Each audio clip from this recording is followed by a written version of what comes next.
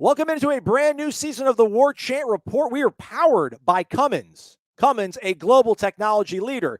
And when I say powered, I mean it. Literally, everything you see that's electronic and powered on right now, whether it's my lights, whether it's my computer, the actual internet we're tapped into, it's all running to this, the Onan PS1000s, a portable power station built by Cummins. It's incredible. It lasts forever. And listen,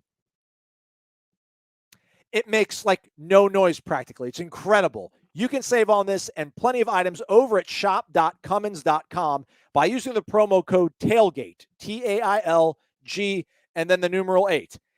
We got a great show. Let's go ahead and bring our panel in right now. Joined here by Jeff Cameron and Ira Schofel of Warchant.com and the Jeff Cameron Show, obviously. Florida State taking on LSU in Orlando. Season opener, week 1 for both teams this year. It's going to be an exciting one. Join us over at Warchant.com. It's 50% off an annual membership for first-time subscribers. So what you waiting for? The water's just fine. Come on in. Jeff, Ira, thanks for being here. Let's start off with you, Jeff. At one time, this team looked maybe rudderless, at least to me. At one point, they were 3-10 under this coaching staff and regime. They've turned it around to be preseason number 8, taking on the number 5 team in the country. How in the world did we get here? Did you see it happening in this sort of speed and this sort of timeline? No, we got here because of the transfer portal. And bravo to the use of the transfer portal. I'm glad Mike saw the fact that expectations in Florida State aren't dampened despite whatever it is you take over being of a low-grade quality, right? At some point, they do expect you to win, and they expect you to win pretty quickly, fair or unfair. And it was good that Mike had a good understanding of that the standard for Florida State is about winning no matter what you inherited, and looked around and realized we've got to upgrade the talent here, raise the floor, and get to winning some football games. And so even though it was a nightmare of a start, he was slowly able to obviously rebuild this roster. But more important than just getting some guys to say yes from the transfer portal who maybe were more accomplished players or more talented players, he got them to buy into the way he believes a program should run and the way that he believes you should work in order to build a program. And those guys have taken control and own that locker room in a way that I think he might even admit to being surprised about. Those guys have come in and been great players, but they've also been great leaders. And that's why this doesn't feel like a team of mercenaries. As far as did I see it coming, I think we all saw that they were getting better. We knew last year was pivotal to their success. And obviously it launches this year's expectations when you're able to go out and win 10 games last season. So it happened in a hurry. And Mike Norvell and staff did a great job of figuring out that this newfangled thing, the transfer portal, was something that they could utilize because they had a plan. Ira, the luxury of covering this program right now, besides the fact that they seem to be wildly talented, is the fact that you're able to watch it every single day in practice and you're out there watching it. Is there something you can convey to the people that are watching this? Is there a look to this team, a feel around the program that lends to the fact that there is so much optimism around what this team can do this season? Yeah, I mean, I think it's something that was really apparent from day one of preseason camp. It was something, we could see right away. I think we talked about it in maybe the stand-up Jeff and I did after the first day of preseason camp, that there just seemed to be a professionalism about this team, a maturity about this team. And the way that's characterized is, or the way it's symbolized, is just the way they approach the work. The fact that you have older guys coaching younger guys, you have younger guys really just kind of jumping all in, not having to be taught, not having to be kind of like corralled or brought along. Everybody is kind of on the same page. And I think that speaks to what Jeff was talking about before, is the locker room culture is being policed by those veterans, those guys that came in 3 or 4 years ago and bought in early, and then they had the success last year. They're all in, and it's just led to an ability to indoctrinate the younger players to where they're assimilated quickly and they buy in and they do everything the right way. And so that's the biggest thing about this team. From a talent standpoint, I think there's exceptional talent in a lot of positions. I think the biggest positive for this team overall is that there's not a lot of glaring weaknesses. There's not a position or two where you just sit there and go, oh no, what are they going to do about this spot? But the biggest overriding thing is just they operate like a professional unit, which is something that, Florida State hasn't been able to do for a while.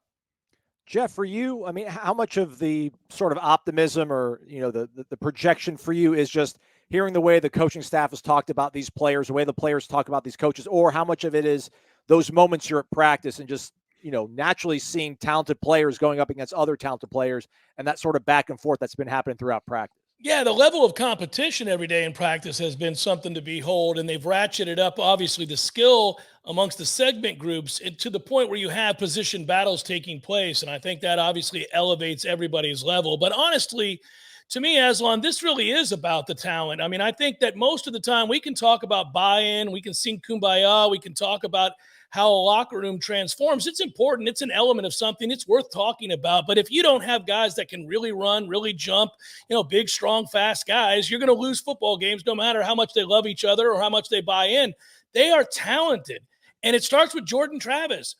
He transformed a season ago from a guy that you could maybe win with a certain way to a guy that could handle anything you threw at him. And he became a very real quarterback from the pocket. He didn't have to beat you with his legs, although he's fully capable. And they surrounded him now with a ton of talent and a very deep offensive line. I don't know how anybody wouldn't be excited about that. They have real dudes. I talked to an NFL scout that was at one of the practices most recently, and he said, Jeff, there's somewhere between 10 and 12 guys that'll get drafted off this team right now. You look at the upcoming draft. They had one guy last year. You look at the next one that projects, Florida State's going to have double-digit guys. So they've transformed the talent level. That's why everybody's excited. That's why expectations are so high. Ira, it is a week one game. These are always not toss-ups, but I don't know how much coaching comes into play, especially magnified in a week one game. But it's week one for Florida State. It's week one for LSU this time around. So much uncertainty, obviously. What are some of the things that you can see clear-eyed when it comes to how this team is going to perform? Not maybe for the entire season, but just what you've seen through camp that you just feel really good about in terms of expectations being met when it comes to this opener against LSU. Yeah, I think the big thing is the offense. I mean, as Jeff touched on, I mean, there is a ton of talent on this offense. The one thing I always kind of try to bring up, though, when you talk about talent, there are teams in this country that have more frontline five-star talent than Florida State does. Florida State has done a great job in the transfer portal of getting older guys, more experienced guys, grown-ass men. They've got a bunch of 22, 23-year-olds on this football team. But some of these guys are not, we're not five stars coming out of high school and wouldn't have been five stars if they came out of high school today. But they're very experienced and they're very big and strong and they're older. So that kind of makes up for it. As far as, looking at what this team projects to be over the course of a season, I think this offense is going to be about as good as it gets. This quarterback, Jordan Travis, is not even the same guy people saw a year ago. He has taken jumps since then as a quarterback. And then you add in these position players they put around him along with that offensive line. Defensively is still a little bit of a question. I think it's going to be improved, but none of us can even agree on whether or not it was good last year or if it was just decent last year. So it's hard to say what that means for this year, how it projects this year. I think it's going to be better than last year. Is that going to be good enough to be a team that competes, with those playoff contenders? Is it going to be good enough to go get a win at Clemson? That's the kind of thing we have to see. But I have no doubts about this offense. I mean, what they've added at tight end and receiver on the offensive line and the way Jordan is running that offense, it's if you're going to keep this offense under 30 points, you've done a tremendous job, I think. Is that for you as well, Jeff? I mean, when you think about this team just Sunday performing, I mean, the thing that you can see the most clearly about the way they'll be able to execute something on either side of the ball, or just something about this team that you're pretty quite confident on going into this one. Yeah, I would think you would have to lay it at the feet of the offense. I think there are question marks on defense. I do agree with Ira that they will be improved. To what level? I mean, they're going to get a heck of a test right here. I know that Jaden Daniels graded out as the best scrambling quarterback in the country, but in some metrics. So he's a hard guy to get on the ground. And anytime plays get extended and off platform, things can happen where you give up big plays. Guys can't cover people forever. It's not like they're devoid of talent at wide receiver either. So I have more faith that this offense will play very well. The game is built around offense anymore. Lots of offenses can move the ball. This will be one of them. I think it's an elite offense. So I would probably say, yes, I feel very good about the chances of them, even if they start slow, adjusting to whatever it is LSU is trying to take away, because Florida State seems to have a lot of answers at a lot of positions. So you can go all in on trying to take something away, but I think Florida State can adjust on the fly with the personnel. They don't even have to substitute that much to do it. They can run some tempo because they've got guys who are kind of dual threat guys. So I believe the offense will have a good day. All this talk about Florida State, they're the underdogs. LSU's ranked number 5. Is there something that we might be missing out on? We'll talk about that as well as get some insight from those covering the LSU program in Baton Rouge, courtesy of Shea, Dixon, the Bengal Tiger, the LSU website on On3. Stick around. Coming right back with more Warchant Report powered by Cummins. Check out the mobile power solutions from Cummins, a global power technology leader. Own-in portable generators are versatile portable generators for your everyday or on-the-go power requirements. Choose a model to power your lifestyle, from working on a DIY construction project, tailgating from your pickup truck, or powering your critical home appliances during Florida hurricane season and power outages. Cummins offers own-in portable generators from 2,500 to 9,500 watts. Use promo code TAILGATE, that's TAILG, numeral 8, for a 10% discount on a P2500i at shop.cummins.com. The P2500i can power you for 10 hours on only 1 gallon of fuel, and its double insulated housing keeps you humming at a peaceful 52 decibels. Get it again for 10% off using the promo code TAILGATE at shop.cummins.com. Welcome back on into the Warchant Report powered by Cummins. I'm Aslan Hajavani, joined by Jeff Cameron of the Jeff Cameron Show fame. Check him out every single weekday, 93.3 FM, 1 to 3 o'clock, except for Tuesdays when Irish O'Fell crashes the party alongside Corey Clark. They do Seminole Headlines. They'll do that show live for you folks in the flesh, 5 to 6 o'clock in downtown Orlando, Wall Street over at Hooch. Go to wallstreetorlando.com to get tickets. It's going to be a great day Saturday in downtown Orlando. We'll have a meet and greet, and then the guys will take over and let you know just how good they feel about this program. So do make it out and join us. All right, Ira, as we mentioned in the previous segment, LSU's number 5, and I'm catching it from all corners of the internet, at least LSU-wise, because of perceived overconfidence, which is fair. I started listening to Brian Kelly's press conference. He seems to have a lot of confidence in his defensive line. I think that might have been something that I underestimated going into this game. Maybe their defensive line, even without Mason Smith, can create enough problems for FSU up front. But is there anything else? Is there something that we're underestimating about LSU or a potential blind spot that maybe we're not totally factoring in? Because, again, LSU they're the betting favorite, and they are ranked ahead of Florida State. Yeah, I mean, I think part of the reason they're the betting favorite and part of the reason that they're ranked ahead of Florida State is because of the marquee wins they got last year. They beat some named teams. You beat Alabama, you beat Florida and Auburn and Ole Miss, and those carry a lot more weight than the teams Florida State beat, at least during the regular season. And if you look at Florida State's season last year, it was a nice year. You win 10 games, you beat your rivals. Those are all awesome.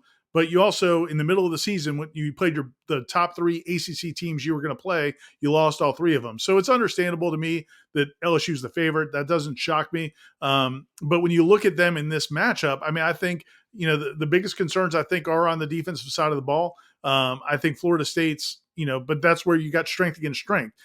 When it comes to LSU's offense, Jaden Daniels is a dynamic runner.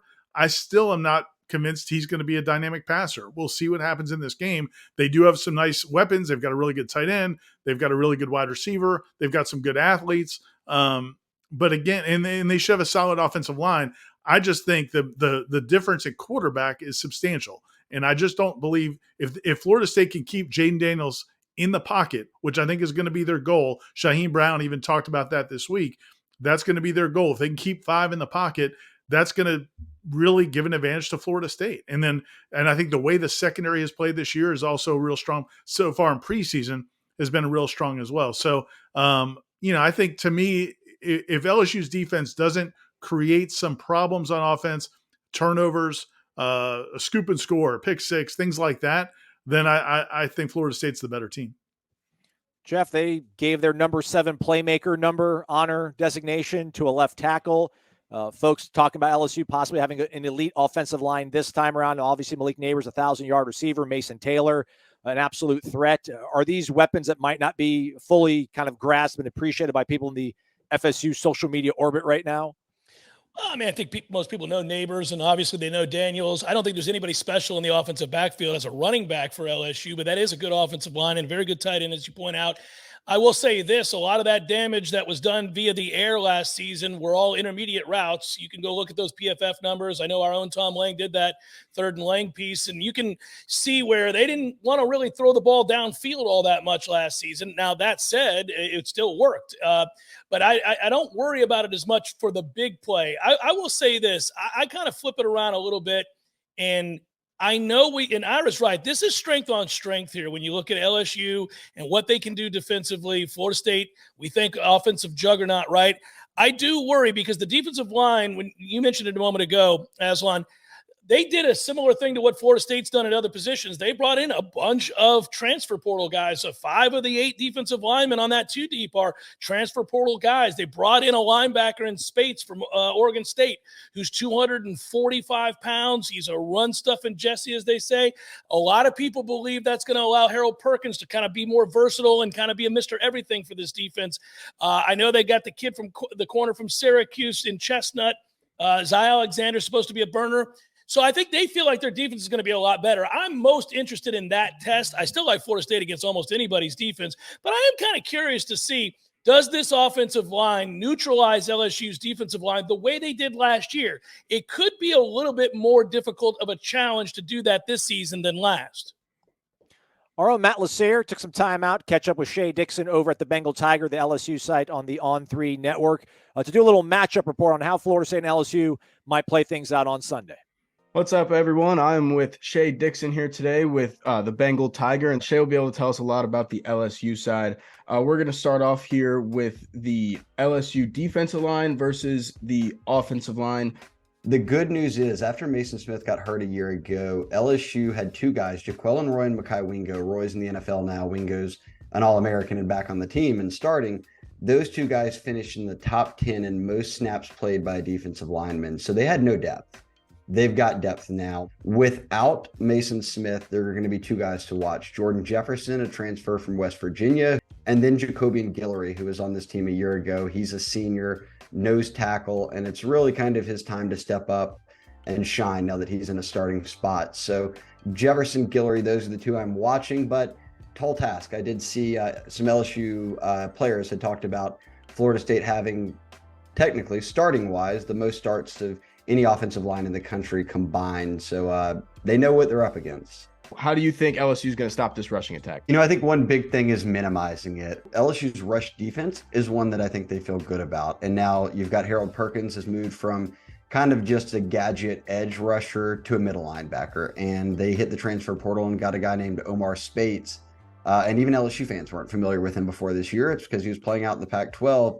But he was a 4-year starter at Oregon State. He was all Pac-12. He's got more than 40 career starts. And FSU's got a lot of that on their team. When you plug that kind of piece into a defense, and he's got that veteran leadership, he knows where to be, that's a big thing at the second level. So they feel good about what their defensive line and the different looks they're going to give can do to disrupt things, whether that's the run or the pass. I think stopping Trey Benson in this run game is going to be really on the linebackers, and it doesn't get much better than Harold Perkins. I do think rush defense, I give LSU the edge over where I think they are right now, confidence-wise, when it comes to pass defense. Florida State's passing attack speaks for itself. Jordan Travis, great. Keon Coleman out of the portal, who's from Louisiana. So this could be kind of a personal game for him. You also got Destin Hill from Louisiana, who can make it personal. Yeah, this is, for me, the biggest question mark on LSU's team. And it's not just in week 1. It's just going to be tested in week 1 because you're facing one of the best receiving corps in the country. LSU does not have what they normally have at corner. And they only returned 1 scholarship cornerback from last year's team. And he was a true freshman at the time, LaTerrence Welsh, and he just played special teams. And he's been getting some second and third team reps in camp. But for the second year in a row, they had to take 4 transfers at corner, and they got by with that a year ago. The guys stepped up, they played well. Did they get those same results this year? Zy Alexander has been cornerback number 1. He's coming from FCS. He was playing at Southeastern here in Louisiana, so making a huge jump. And then Deuce Chestnut was an all-ACC guy out of Syracuse. He had a pick in the Florida State game a year ago, or I guess it was 2 years ago, but a very good player. But more of a nickel type. They had been playing him at corner. They now move Sage Ryan, who's a safety, playing nickel to corner. It just shows they don't have a ton of depth. It's far from the Derek Stingley days and Tre'Davious White and all these corners who have come through LSU as high school guys and developed into first-round draft picks. They're relying on transfers that we've never seen play. And Brian Kelly said it himself.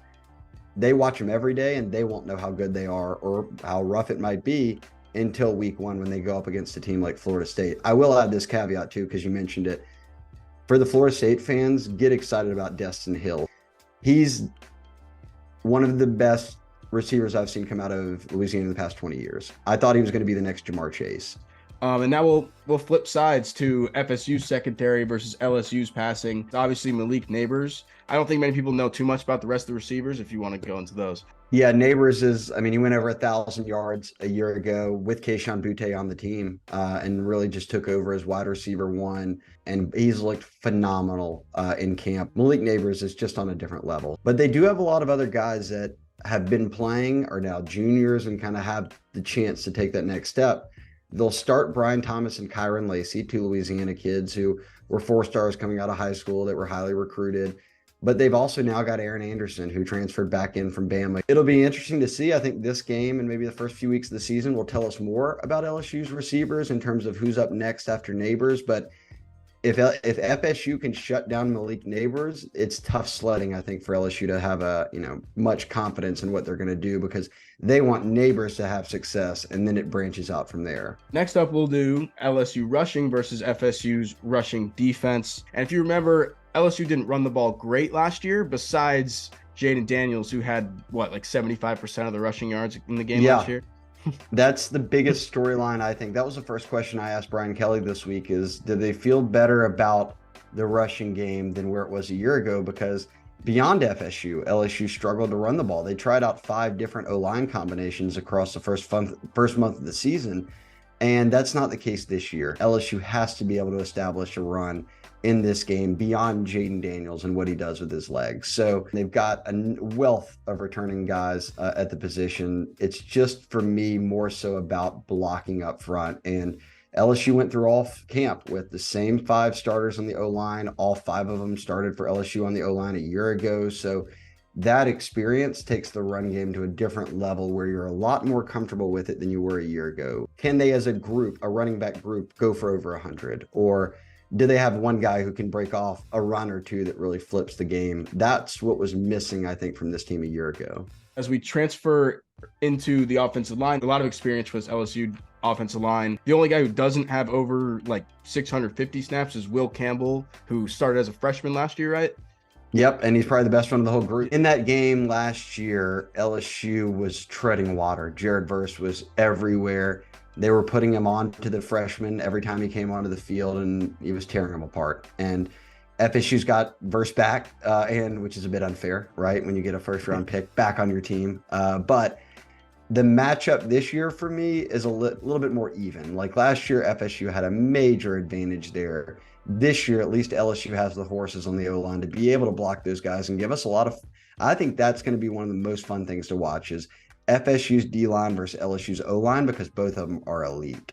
Well, that's all from us. Thank you, Shea, for coming on and talking this matchup with us. Excited to see you and meet you in Orlando here in a few days. Yeah, looking forward to it. All right, thanks again to Matt and Shea. Jeff, one of the things I found most interesting that Shea pointed out was just, maybe not the prevailing wisdom you want to have on your side if you're rooting for a team, but just it couldn't possibly be any worse in terms of the LSU running game conventionally with their backfield. I mean, they don't have maybe that marquee guy, the Clyde Edwards-Helaire, the Leonard Fournette kind of weapon there, but their running backs did nothing against Florida State last year. So surely with this offensive line being retooled, these guys will probably be able to figure things out enough. Is that enough to change the makeup of this game if LSU's able, I don't want to say to establish a run game, but certainly do better than they did last year, averaging, maybe less than 2 yards a carry with their running backs? It would totally change the game, but I don't think they're going to be able to establish the running game. So I think they're going to try to do that. Will it be better than a year ago? I don't know how it couldn't be, but I think Florida State's defensive line is a lot better than it was a year ago too. So I have a hard time believing anybody's going to line up and run the ball against Florida State. Lots of teams did last year, frustratingly so. If they were, Florida ran the ball very well. Oklahoma ran the ball very well. The last we saw this team play, and we all kind of rolled our eyes about all of that. But I think Florida State's going to put an end to that this year. There's no way that Braden Fisk and in my mind, a healthy Fabian Lovett, and obviously Joshua Farmer's come a long way. You finally have a healthy Dennis Briggs. They got dudes now, and we know what they are on the edge. I think Florida State's going to be better against the run, and that's the rub for LSU, because if they're not able to run the ball and they have to throw it and it becomes obvious and they can contain Jaden Daniels, a lot of ifs there, but if they're able to do that, I agree with Ira. I think Florida State might have a field day here in jumping fives passes. Does LSU have the luxury to try to establish a run game, or is it one of those things where, they won't be able to force it? Because if it doesn't work out early, they might find themselves down in a hole and don't want to play catch up the entire time. I mean, that's the tough thing about coaching is they did not really try to establish it. I don't think last year. I think they kind of gave up on it. They weren't having success with a traditional running game, and they just basically kind of threw that away and just felt like they couldn't do it. I don't think they're going to have a lot of success with it, but I think you have to stick with it because you do have numbers with Jaden Daniels back there, and he is a dynamic runner, and it gives you an advantage if you can run the football. Now, Florida State, if they're going to commit an extra hat into the box and try to take that away, now Jaden's got to hit some shots. And as Jeff said, they did have some success throwing the football last year. He does have some nice weapons. Mason Taylor's a guy that if you just miss one tackle, you could be in deep trouble. Obviously, Malik Neighbors is a really talented receiver as well. So they're probably going to try to hit some big plays. But to do that, I do think they're going to have to be a little bit more committed to the run, even if they don't have a lot of success, because I don't think they're going to have a ton of success against Florida State early. All right, you heard how we think this is going to go down in terms of matchups, whether it's the folks here in Tallahassee or those out in Baton Rouge. One thing left to do, that's pick this game. Predictions coming up right after this on the Warchant Report, powered by Cummins.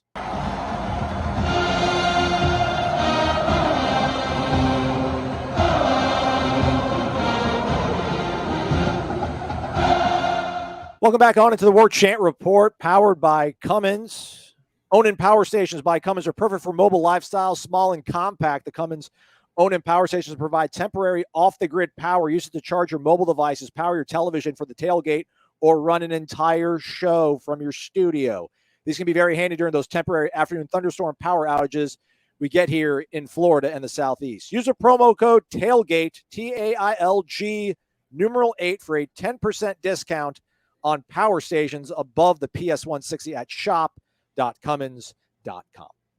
Gentlemen, we're going to make our picks. But first, we got a lot of people that work at warchant.com these days. Tom Lang, Gene Williams, Corey Clark, Matt Lasser. They're making their picks right now. Look, this is a very evenly matched game here. I like the fact that Florida State is somewhat perceived as an underdog. The thing is, I look at the two teams, I don't see it that way. And I'm trying not to be a homer, but when I look at Florida State's team, I really don't see a weakness anywhere. I mean, there's some, you could say linebacker, defensive back, maybe they're just okay to above average. Maybe you could say kicking, okay? That could end up being a weakness, but when you got a team that really doesn't have a glaring weakness, and they're underdogs, but I think they're actually slightly better across the board than LSU.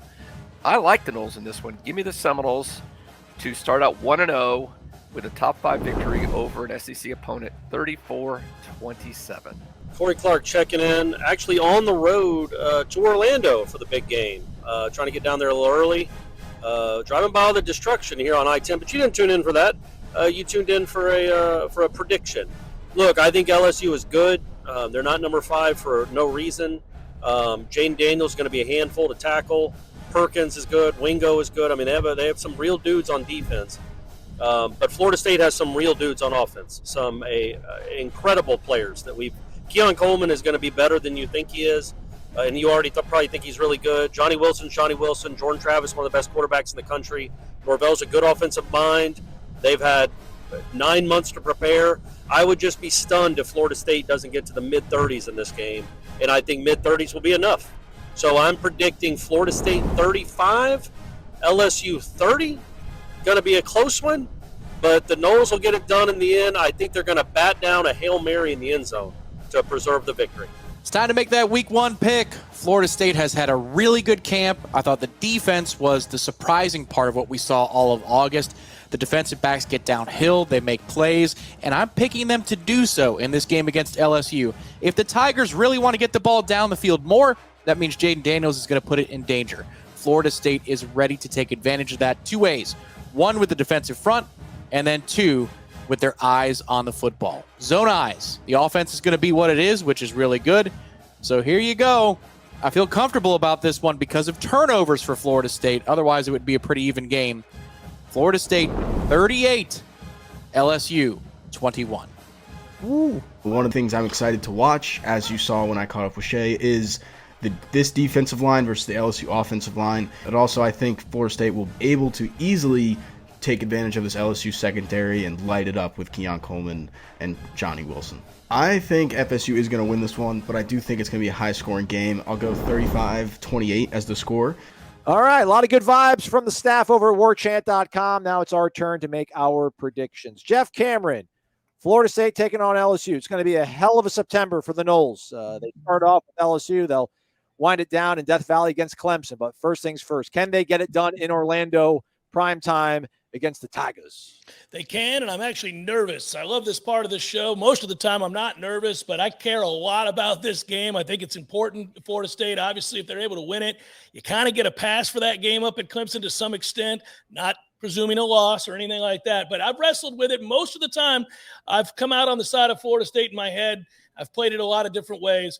I'm going to stick with Florida State here. I like this offense just too much to bet against them right now. I like Florida State 41, LSU 24. Oh, aggressive, Ira. I should have let one of us go first. That's a good man.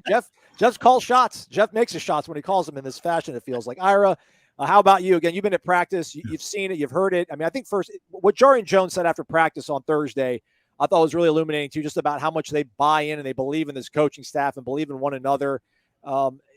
That kind of stuff makes you feel good inside. Does it make you feel good enough inside to pick Florida State to pull off the upset? Yeah, I mean, I've been impressed by this team all camp. And, we unfortunately, we don't get to see much of LSU's camp, so we don't know exactly what we're comparing. And that's why it's so important to see this first game and see how it really plays out.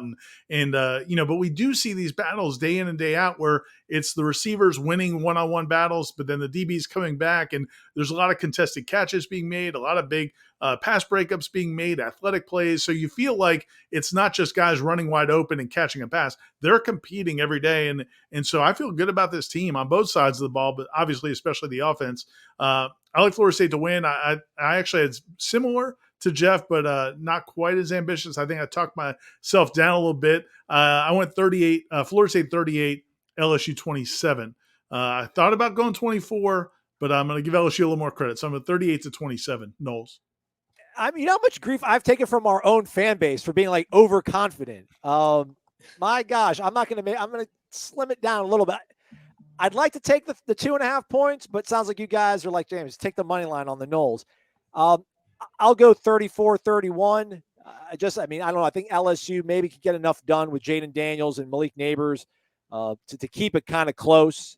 But ultimately, I just believe in the course of a 60-minute football game, this quarterback with this offense will be able to make that extra play more than their opponent enough times this season. I think it starts Sunday in Orlando. I'll take Florida State 34, LSU 31. So that'll make everybody, I think, out there happy. Jeff, what happens if Florida State wins this game in the fashion that you and Ira kind of outlined? I mean, do you think that's enough to put the nation on notice that, Florida State is back? It changes everything, right? I mean, if they win the game, especially if they win it the way I think they're going to win it, which is fairly convincingly, yes, they would be back. And at that point, you have one other game really that jumps off the page, probably two, because you'd be thinking about a rematch in the ACC championship game. But certainly Florida State suddenly becomes legitimized in the eyes of those that doubt as a real playoff contender, no question. Ira? I'm sorry. Is this the coming out party possibly? I was going to just jump on with that because, I agree 100%. When Florida State beat LSU last year, it was more of a sigh of relief. It was a good thing for Florida State, but nobody really knew if LSU was any good. Jaden Daniels was playing his first game. Brian Kelly was coaching his first game. It didn't look like their receiver Boutte and Daniels got along, which appeared to play off throughout the course of the season. I mean, it didn't feel like a huge significant win at the time. Later, it felt better when they won the SEC West. This is different. To Jeff's point, LSU's number 5 in the country. They've done a good job in the transfer portal. Brian Kelly's got more of his guys in. They've got their system in. This would be a marquee win for Florida State. And if they do it convincingly, Florida State, it also would eliminate those contentions that people bring up about last year. That, you beat a 500 Oklahoma team. You beat a 500 Florida team. You beat a not good Miami team. You lost to some of the best teams on your schedule. So it's a cleansing win, and it's a redeeming win, and I think it's a win that really would kind of catapult them in the nation's eyes. All right. Well, stay connected to warchant.com from now until kickoff and after. There'll be a pregame show with Jeff and Tom originating from Hooch. There'll be a post-game show going to 1 a.m. with Tom Lang and Gene Williams afterwards. And we got you covered even before kickoff, too. Getting you ready with some matchup report analysis, courtesy of Matt Lacer, who you saw earlier in here. So don't go anywhere. Subscribe to the website if you haven't done so already. For first-time subscribers, it's 50% off. 50% off. What you waiting for? It's time to go. Hit the thumbs up on the way out. Thanks for watching. For Ira and Jeff, again, thank you so much for watching this edition of the Warchant Report, powered by Cummins.